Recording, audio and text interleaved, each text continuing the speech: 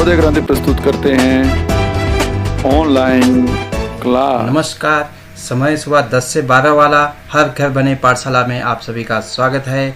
मैं कैलाश ठाकुर आज आपके सामने लेकर आया हूँ कक्षा 5वीं की हिंदी की पाठ्य पुस्तक का पाठ 3 खिलौने वाला, जिसमें कि हमने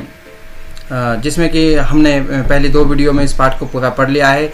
आज हमारा ये अंतिम वीडियो है जिसमें हम इसके प्रश्न उत्तर करेंगे। तो चलते हैं पहले प्रश्न की ओर।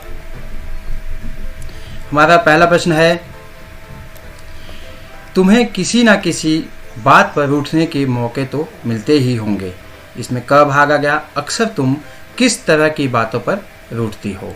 ये प्रश्न है, तो इसमें हम देखते हैं इसका उत्तर। जब मुझे कोई डांट देता है या मुझे मनपसंद वस्तुएं नहीं मिलती है तब मैं रूठ जाती हूँ।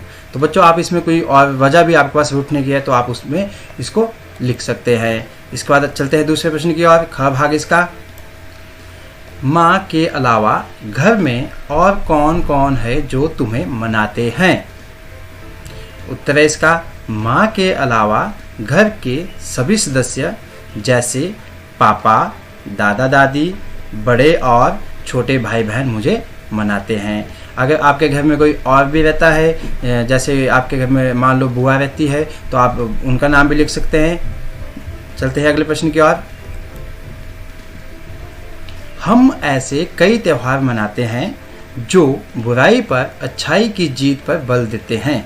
ऐसे त्योहारों के बारे में और उनसे जुड़ी कहानियों के बारे में पता करके कक्षा में सुनाओ। तो इसका उत्तर है दिवाली, दशहरा और होली ऐसे त्यौहार है जिनमें बुराई पर अच्छाई की जीत पर बल दिया जाता है। दिवाली और दशहरा में भगवान राम जी की जीत और वह होली में होलिका दहन की कहानी है। तो आप इन चीज़ों के बारे में आप सुना सकते हैं अपने घर में अपने मम्मी पापा को, अपनी क्लास में जाकर। अगला प्रश्न है, तुमने रामलीला के जरिए या फिर किसी कहानी के जरिए रामचंद्र के बारे में जाना समझा होगा। तुम्हें उनकी कौन सी बातें अच्छी लगी। उत्तर क्या चलते हैं, हमें रामचंद्र की निम्नलिखित बातें अच्छी लगती है। नंबर 1, रामचंद्र जी आज्ञाकारी पुत्र थे। वे धर्म के मार्ग पर चलने वाले थे। वे बड़ों का आदर करते थे, सत्य के मार्ग पर चलते थे, वचन के पक्के थे, सच्चे मित्र थे, वीर और साहसी थे। बच्चों, आपने रामायण देखी होगी। इनके इन वाक्यों के अलावा भी अगर आपको कोई और चीज़ें उसमें सामने आती है तो आप उनको भी लिख सकते हैं। अगले प्रश्न की ओर चलते हैं। नीचे दिए गए भाव कविता की जिन पंक्तियों में आए हैं उन्हें छांटो।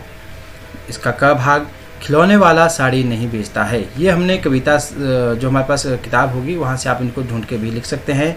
तो इसका उत्तर है, कभी खिलौने वाला भी माँ क्या साड़ी ले आता है। आगे चलते हैं। ख, खिलौने वाला बच्चों को खिलौने लेने के लिए आवाज़ें लगा रहा है। तो इसका आ गया, नए खिलौने ले लो भैया, जो जो वह रहा पुकार। अगले प्रश्न की ओर चलते हैं। ग, मुझे कौन सा खिलौना लेना चाहिए, उसमें माँ की सलाह चाहिए। तो हमारी किताब में जो हमारी पंक्तियों में दिया गया है, कौन खिलौना लेता हूँ मैं, तुम भी मन में करो विचार। नेक्स्ट प्रश्न आ गया, माँ के बिना कौन मनाएगा और कौन गोद में बिठाएगा। तो इसका उत्तर आ गया, तो कौन मना लेगा, कौन प्यार से बिठा गोद में। नेक्स्ट आ गया, तुम यहाँ लिखे खिलौनों में से किसे लेना पसंद करोगी और क्यों। तो बच्चों, यहाँ पे कुछ खिलौनों के नाम दिए हुए हैं, जैसे गेंद, हवाई जहाज, मोटर गाड़ी, रेलगाड़ी, फिरकी, गुड़िया, बर्तन सेट, धनुष बाण, बल्ला या कुछ और। इन खिलौनों में से जो भी आपको अच्छे अच्छे खिलौने लगते हैं तो आप उनको खुद ही इसमें सेलेक्ट कर सकते हैं कि हमें ये खिलौना अच्छा लगता है, और उसकी वजह भी बता सकते हैं कि ये खिलौना मुझे क्यों अच्छा लगता है। तुम अपने साथियों के साथ कौन कौन से खेल खेलती हो। इसका उत्तर आ गया, मैं अपने साथियों के साथ कबड्डी, खो खो, क्रिकेट, लूडो, शतरंज, सांप सीढ़ी, पकड़म पकड़ाई आदि खेल खेलती हूँ। अगर बच्चों आप कोई और भी खेल इसमें जोड़ना चाहते हो तो आप इनको जोड़ सकते हो। इस कविता में 3 नाम राम, कौशल्या और ताड़का आए हैं। ये तीनों नाम किस प्रसिद्ध कथा के पात्र हैं? उत्तर राम, कौशल्या और ताड़का ये तीनों पात्र रामायण के हैं। अगला प्रश्न, यही रहूंगा कौशल्या में तुमको यही बनाऊंगा, इन पंक्तियों का कथा से क्या संबंध है? उत्तर बच्चा श्री रामचंद्र जी की तरह बनना तो चाहता है पर वन नहीं जाना चाहता, वह अपनी माँ के पास रहना चाहता है।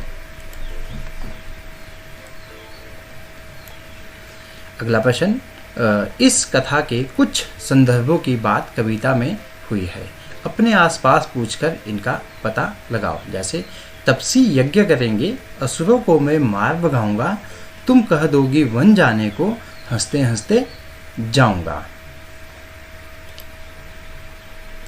इसका उत्तर आ गया हमारे पास।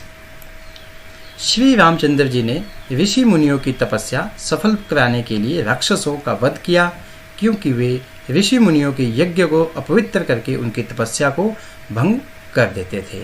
रामचंद्र जी अपने माता पिता की खुशी के लिए 14 वर्षों के लिए वन में चले गए थे। तो इसी के साथ हमारे प्रश्नोत्तर समाप्त होते हैं। आप सभी का धन्यवाद। बहुत जल्दी ही लौटेंगे पार्ट 4 के साथ अगली वीडियो में। तब तक के लिए नमस्कार।